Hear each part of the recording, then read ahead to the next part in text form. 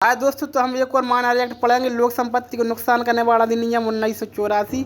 जो व्यक्ति लोक संपत्ति को नुकसान पहुंचाएंगे उनके लिए शास्ति की व्यवस्था की गई है और बताया गया है कि कौन सी लोक संपत्ति कहलाएगी और क्या क्या इसके अंतर्गत आता है। तो यह जो है 7 धाराओं का छोटा सा एक्ट है।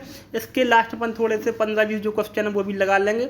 16 मार्च 1984 को यह बना, राष्ट्रपति की इसको स्वीकृति मिली और इसमें एक खास बात है कि 28 जनवरी 1984 से यह प्रवृत्त माना गया।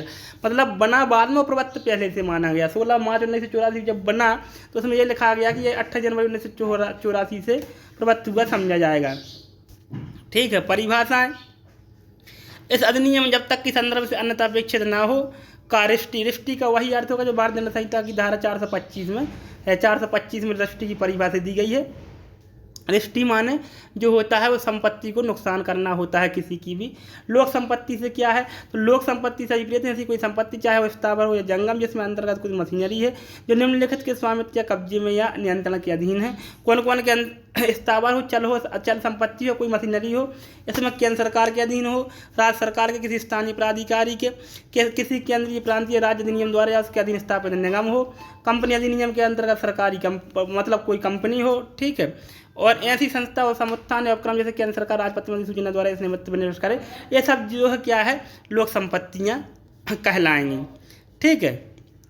परंतु केंद्रीय सरकार का इस उपन्यास संस्था समुत्थान या उपक्रम को तभी निर्देश करेगी जब ऐसी संस्था समुत्थान या उपक्रम का मतलब जिसको भी करेगी वो राज्य सरकार या केंद्र सरकार द्वारा और जो इसकी निधियों द्वारा प्रत्यक्ष अप्रत्यक्ष रूप से पूर्णतः या संपूर्ण जो है वित्त पोषित होता हो, सरकार उसका वित्त पोषण करती हो, उसका ध्यान रखती हो, उसके नियंत्रण में हो। लोक संपत्ति को कारित करने वाली रिष्टि जो कोई उपधारा 2 में कुछ रिष्टियाँ बताई गई हैं उनमें ज़्यादा दंड है उसको छोड़कर बाकी कोई भी रिष्टि करेगा, कोई भी संपत्ति को नुकसान करेगा तो उसको 5 वर्ष तक की सजा और जुर्माने का प्रावधान है। लेकिन जो उपधारा 2 ये है, इसमें अगर निम्न प्रकार का ये गंभीर अपराध करेगा तो इसमें जो है सजा मिलेगी कम से कम 6 माह की और जो 5 वर्ष तक हो सकेगी। ठीक है। तो ये रिष्टि मतलब के लिए दंड की बात करती है, तो इसको पढ़ लें। जो कोई उपधारा 2 में निर्दिष्ट किसी प्रकार की लोक संपत्ति से भिन्न किसी लोक संपत्ति की बाबत कोई कार्य करके रिष्टि करेगा वह कारावास है जिसकी अवधि 5 वर्ष तक हो सके, जुर्माने दंडित किया जाएगा। तो 5 वर्ष तक की सजा है। और उपधारा 2 ये है, तो इन मामलों में ज़्यादा सजा है। जो किसी संपत्ति की बाबत जो कोई ऐसा भवन प्रतिष्ठान या संपत्ति जिसका उपयोग जल, प्रकाश, शक्ति या ऊर्जा के उत्पादन वितरण या प्रदाय के संबंध में किया जाता है, कोई तेल प्रतिष्ठान है, कोई मल संकर्म है, कोई खाने या कारखाना है, लोक परिवहन या दूरसंचार का कोई साधन है, उसके संबंध में उपयोग किया जाने वाला कोई भवन प्रतिष्ठान या अन्य संपत्ति है, कोई कार्य करके रिष्टि करेगा वह कठोर कारावास जिसकी अवधि 6 माह से कम की नहीं होगी किंतु 5 वर्ष तक की हो सकेगी और जुर्माने से दंडित जो है किया जाएगा। ठीक है। जुर्माने से जो है दंडित किया जाएगा, 6 माह से कम की नहीं होगी, ये इसमें जो है इसमें ऐसा लिखा हुआ है। परंतु न्यायालय ऐसे कारणों से जो निर्णय में लेखबद्ध किए जाएंगे 6 माह से कम किसी अवधि की कारावास का दंडादेश दे सकता है, 6 माह से कम का भी जो है कर सकता है। ठीक है। अब जो 3 में सजा हो गई, देखो जो सामान्य क्षति करेगा उसके लिए 5 वर्ष तक की सजा और जो उपधारा 2 में गंभीर क्षति बताई गई है उसमें कम से कम 6 और 5 वर्ष तक की सजा।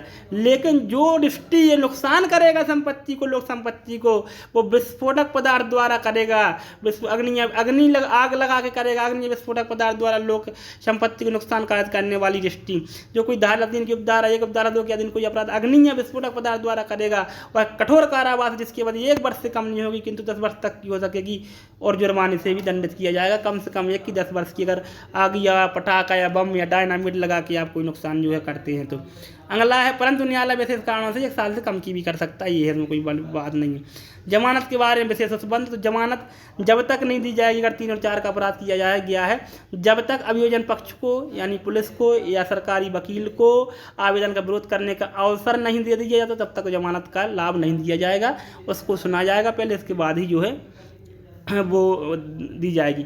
व्यावृत्ति यानी सेविंग क्लाज है, किस किस को मना करती है, तो ये जो अधिनियम है इसके अतिरिक्त जो भी विधियाँ हैं उनका कोई अल्पीकरण नहीं करती है।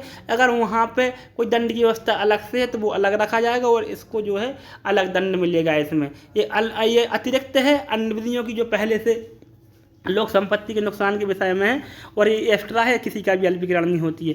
निरसन व व्यावृत्ति, तो लोक संपत्ति को नुकसान करने वाला अध्यादेश 1984 इसके द्वारा निरसित जो है किया जाता है। ठीक है, इस तरीके से हमने ये पूरा का पूरा जो है पढ़ लिया। हम क्वेश्चन लगा लें तो लोक संपत्ति को नुकसान का निवारण अधिनियम संख्यांक जो है, इसका संख्यांक क्या है, तो इस क्रमांक 3 है।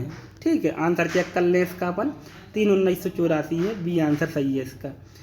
अगला है लोक संपत्ति के नुकसानी का निवारण अधिनियम 1984 का दिन का उद्देश्य क्या है, तो लोक संपत्ति के नुकसान के निवारण का और संबंधित विषयों का बंद करना, ये उसका जो है उद्देश्य। ठीक है, अगला है लोक संपत्ति के नुकसान का निवारण अधिनियम 1984 का विस्तार है, तो ये विस्तार है संपूर्ण भारत पे। ठीक है, लोक संपत्ति को नुकसान का निवारण अधिनियम 1984 जम्मू कश्मीर पर प्रयोज्य है 31 अक्टूबर 2019 से। ठीक है, लोक संपत्ति को नुकसान का निवारण अधिनियम 1984 जम्मू कश्मीर प्रयोज्य किया गया है जम्मू कश्मीर पुनर्गठन अधिनियम द्वारा 19 द्वारा इस पर भी लागू कर दिया गया है। लोक संपत्ति को नुकसान का निवारण अधिनियम 1984 प्रवृत्त हुआ 28 जनवरी 1984 से।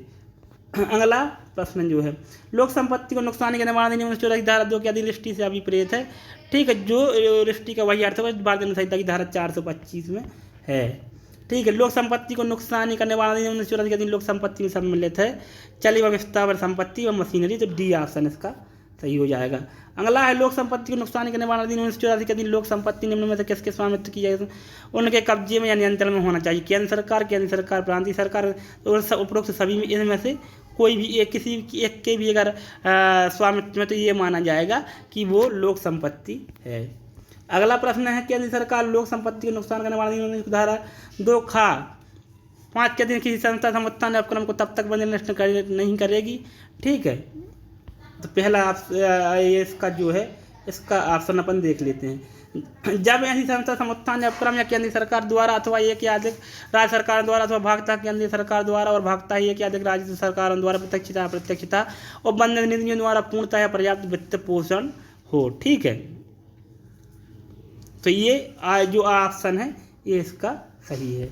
ठीक है, अगला आता है लोक संपत्ति को नुकसान का निवारण अधिनियम 1984 धारा 3 का अधीन लोक संपत्ति को नुकसान कारित करने वाली रिष्टि कितनी है, तो इसके अंतर्गत है जिसकी कारावास जिसकी अवधि 5 वर्ष तक की हो सकेगी और जुर्माने से, ऑप्शन इसका सही हो जाएगा।